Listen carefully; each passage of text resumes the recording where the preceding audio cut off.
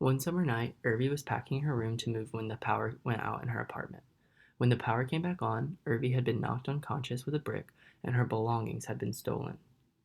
Her roommates, Keaton and Becky, were not home, or at least not supposed to be. Becky's boyfriend, Peter, was also a frequent visitor but was supposed to be out of town at the time. Irvi's mom was downstairs packing the car and came back to find Irvi unconscious.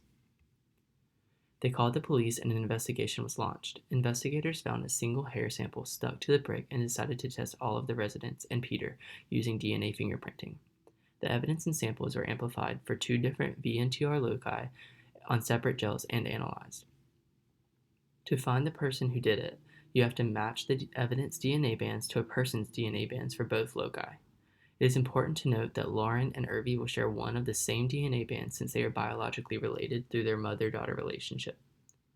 For locus 1, you can see that both Keaton and Peter's DNA match the evidence DNA, but Irvi, who is noted as victim on the screen, Becky and Lauren do not, as their bands do not line up with the evidence. Now we can move on to locus 2 and focus on Keaton and Peter as they are the only ones now that can still be the suspect. Since it is a different locus, you can see that each DNA band is in a different place. Since we know that Irvi, Becky, and Lauren did not match at locus 1, we can look at Keaton and Peter. As you can see, Keaton's bands do not align with the evidence for locus 2. On the other hand, Peter's DNA does align with the evidence. With this information, we can rule Keaton out, and we know now that Peter is the one who committed the crime. He was arrested and will spend the rest of his life behind bars.